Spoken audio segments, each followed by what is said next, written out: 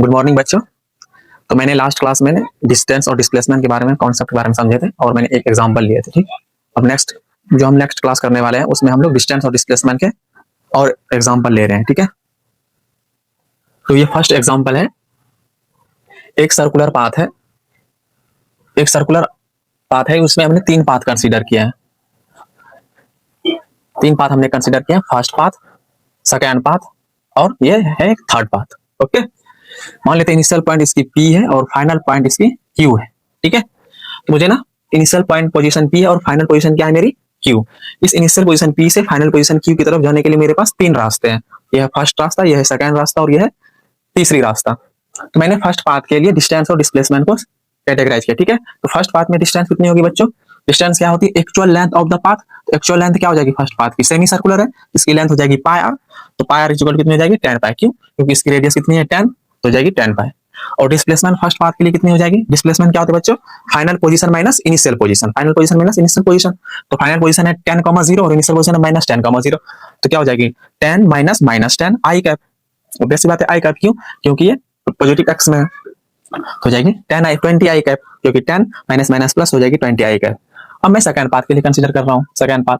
तो second path में distance कितनी होगी बच्चों? सेकंड पाथ तो ये स्ट्रेट लाइन है, तो डिस्टेंस कितनी हो जाएगी? r प्लस r 2r, कितनी हो जाएगी? 20। और डिस्प्लेसमेंट क्या हो जाएगी सेकंड पाथ के लिए? फाइनल पोजीशन और इनिशियल पोजीशन क्या है? वही है जो फर्स्ट पाथ के लिए था। इसकी भी डिस्प्लेसमेंट कितनी हो जाएगी? 20 आई कैप। उसी तरह से थर्ड पाथ के लिए भी डिस्प्लेसमेंट कितनी हो जाएगी? 20 आई कैप। क्यों? क्योंकि तीसरे रास्ते के लिए भी फाइनल पोजीशन और इनिशियल पोजीशन सेम है। और डिस्टेंस भी कितनी हो जाएगी फर्स्ट पाथ के इक्वल। क्यों? क्योंकि ये भी एक क्या है? सेमी सर्कुलर आर्क है। ओके, तो इसकी डिस्टेंस कितनी हो जाएगी? पाई आर। अब मैं नेक्स्ट क्वेश्चन की तरफ जा रहा हूँ। नेक्स्ट क्वेश्चन में एक ट्रायंगुलर शेप है। ठीक है, उसमें दो पाथ है, एक है A B C path, first path है, और दूसरी पाथ है ए सी पाथ। ओके, तो first path A B C के लिए क्या है? डिस्टेंस कितनी हो जाएगी? ए बी सी पाथ के लिए क्या डिस्टेंस क्या होती है? एक्चुअल लेंथ हो जाएगी 3 + 4, कितनी हो जाएगी? 7। और डिस्प्लेसमेंट क्या होती है मेरे बच्चों? डिस्प्लेसमेंट होती है final position minus initial position, तो हो जाएगी 3 - 0 3 आई का, 4 - 0 4 जे का। ठीक है, या तो ऐसे ही बोल सकते हैं, क्योंकि ए बी सी पाथ में फर्स्ट पाथ के लिए मेरी जो डिस्प्लेसमेंट होगी वो होगी, पहले गया है ऑब्जेक्ट पॉजिटिव एक्स एक्सिस के अलॉन्ग कितनी? 3 यूनिट, तो हो जाएगी 3 आई का। फिर गया है वो वाई एक्सिस में कितनी? 4 यूनिट। कितनी गई? 4 यूनिट। तो वाई एक्सिस की यूनिट वेक्टर क्या होती है? जे कैप, हो जाएगी 4 जे कैप। इस तरह से भी लिख सकते हैं, या फाइनल माइनस इनिशियल भी करके लिख सकते हैं, जैसे मैंने सेकंड पाथ में लिया है। एसी बराबर क्या हो जाएगा बच्चों? एसी पाथ के लिए क्या हो जाएगी? एसी क्या है मेरी? सेकंड पाथ है। सेकंड पाथ की डिस्टेंस कितनी हो जाएगी? 5 मीटर, क्योंकि यही पाथ और ये स्ट्रेट लाइन है।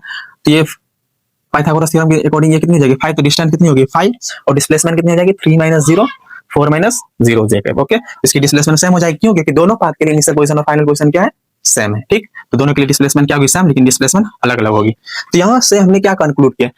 यहां से हम कंक्लूड ये कर रहे हैं कि कुछ पाथ के लिए, इसमें भी 3 पाथ है, इनिशियल और फाइनल पोजीशन सेम है। इसमें भी 2 पाथ है, इनिशियल और फाइनल पोजीशन सेम है, लेकिन डिस्टेंस और डिस्प्लेसमेंट में क्या डिफरेंस आ रहा है? यहाँ पे रिलेशन ये आ रही है कि फर्स्ट पाथ में सेकंड पाथ के लिए और थर्ड पाथ के लिए यहाँ पे डिस्प्लेसमेंट क्या है? सेम है, और डिस्टेंस क्या है?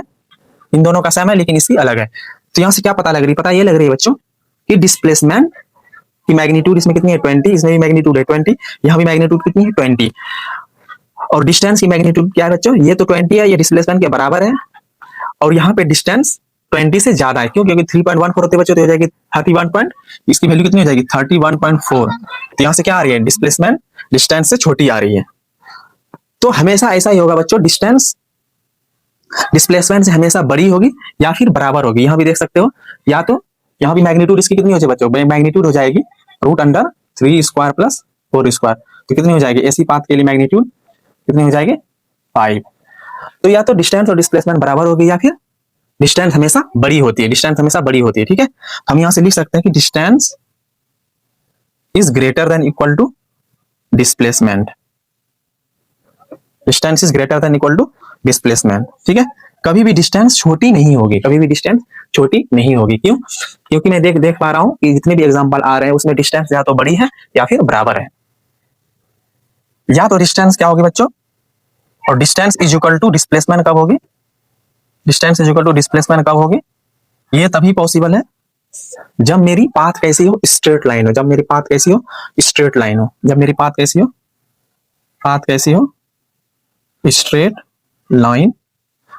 ठीक है, पाथ कैसी हो? स्ट्रेट लाइन हो। ठीक है, पाथ कैसी हो? स्ट्रेट लाइन हो, और ये भी है कि object does not change its direction. Path कैसी होनी चाहिए, स्ट्रेट लाइन, और ऑब्जेक्ट अपनी डायरेक्शन को चेंज नहीं करे, तब ये केस हमेशा पॉसिबल सही है, अदरवाइज या तो डिस्टेंस बड़ी होगी या बराबर होगी। ठीक है, तो ये क्या है 5 यूनिट। कितना मूव किया है 5। इसकी डिस्प्लेसमेंट कितनी हो जाएगी बच्चों, डिस्प्लेसमेंट हो जाएगी ए बी बराबर हो जाएगी, ए बी डिस्प्लेसमेंट हो जाएगी 5 आई कैप। अगर मैं फोर्थ एग्जांपल की बात करूं, अगर कोई ऑब्जेक्ट ए से बी जा रहा है और बी से फिर पहले 5 यूनिट ए से बी गया, फिर बी से सी के पास आया 3 यूनिट। कितनी आई 3 यूनिट। एक ऑब्जेक्ट ना ए से बी गया 5 यूनिट, फिर बी से सी आई, यही सेम पॉइंट से बी से सी आई 3 यूनिट। कितनी आई 3 यूनिट।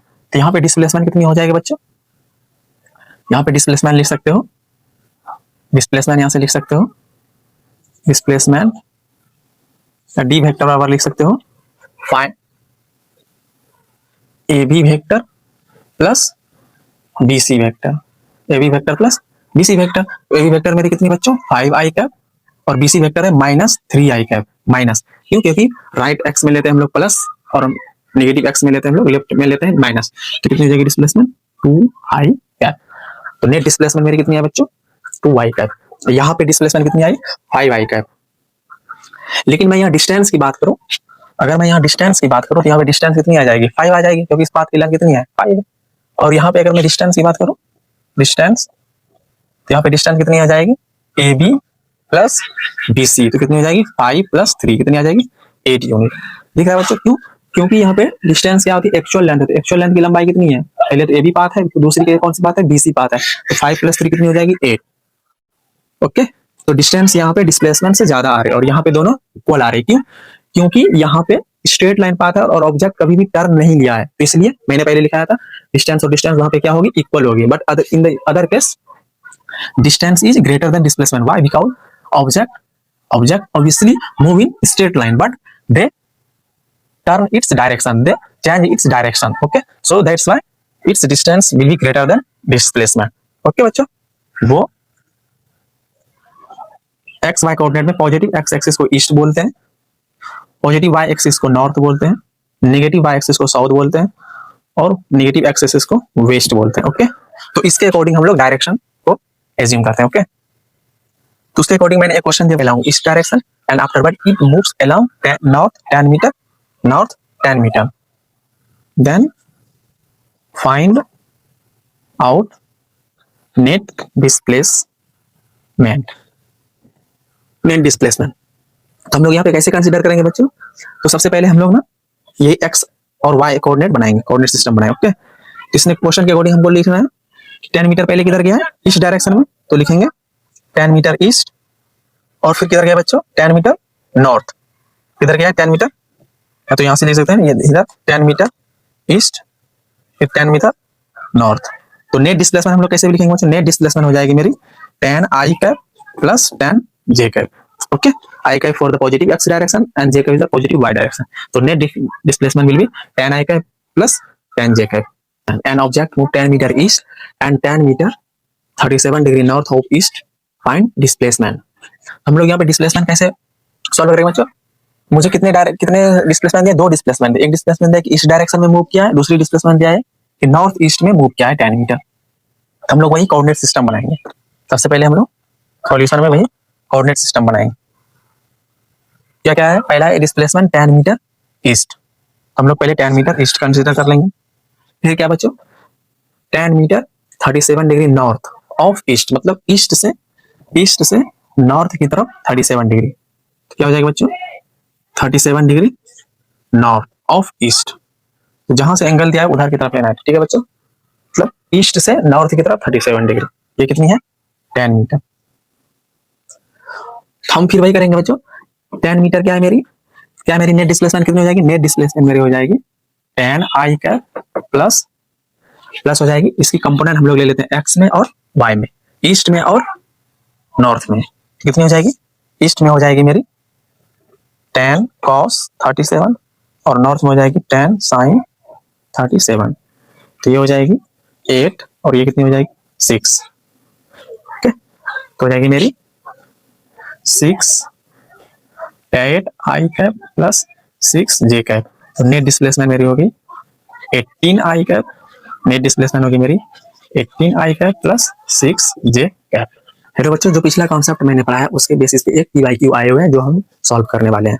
तो ये जो क्वेश्चन है बच्चों, a man start moving from origin, travel 10 metre along south, he turn 53 degree east of south and move 10 meter and then he travel 20 root 2 meter along north east. Okay, find displacement. तो बच्चों एक बंदा जो move कर रहा है वो 3 direction में मूव कर रहे हैं और तीनों की मैग्नीट्यूड गिवन है और तीनों की डायरेक्शन में भी गिवन है। सिर्फ मुझे यहाँ पे वेक्टोरली कंपोनेंट लेके मुझे नेट डिस्प्लेसमेंट फाइंड कर लेने हैं IJ के फॉर्म में। ओके, तो बच्चों तुम्हें पहले से पता होगा क्योंकि ईस्ट को हम लोग आई कैप से शो करते हैं और वेस्ट को, नॉर्थ को जे कैप से, साउथ को माइनस जे कैप से और वेस्ट को माइनस आई कैप से। ओके, तो बच्चों यहाँ पे 3 डायरेक्शन, 3 डिस्प्लेसमेंट। पहला डिस्प्लेसमेंट है 10 मीटर साउथ, दूसरा डिस्प्लेसमेंट है बच्चों 53 degree east of south, 53 degree east of south. तो यहाँ कितनी जगह बच्चों 53 डिग्री ईस्ट ऑफ साउथ, ये कितनी है, ये भी 10 मीटर है। और तीसरी डिस्प्लेसमेंट क्या है बच्चों 20 root to north east, 20 root to north east. तो ये हो जाएगी 20, यह है नॉर्थ और यह है ईस्ट, तो हो जाएगी 20 root to north east. Okay, तो यहाँ पे मुझे पता है बच्चों ये 45 डिग्री होगी क्योंकि ये नॉर्थ ईस्ट है। ओके, हम लोग यहाँ पे नेट डिस्प्लेसमेंट लिख सकते हैं। यहाँ पे डी, अगर मैं लेट से मान लेता हूँ ये D1 वेक्टर है, ये D2 है और ये D3 है, तो नेट D1 बराबर लिख सकते हैं यहाँ पे माइनस 10 जे कैप, D2 बराबर लिख सकते हैं 8 माइनस 8 जे कैप प्लस 6 आई कैप और D3 बराबर लिख सकते हैं 20 आई कैप प्लस 20 जे कैप। ओके, 20 आई कैप प्लस 20 जे कैप। तो उसके अकॉर्डिंग नेट डिस्प्लेसमेंट हो जाएगी मेरे बच्चों, नेट डिस्प्लेसमेंट हो जाएगी D1 plus D2 plus D3। यहाँ से नेट डिस्प्लेसमेंट D1 हो जाएगी माइनस 10 जे कैप, D2 है प्लस 6 आई माइनस 8 जे कैप और D3 है 20 आई प्लस 20 जे कैप। तो नेट डिस्प्लेसमेंट हो जाएगी बच्चों 20 आई प्लस 6 आई, 26 आई, 26 आई कैप और ये हो जाएगी बच्चों 20 माइनस 18 तो plus 2 J cap. Okay, this is the net displacement of this object.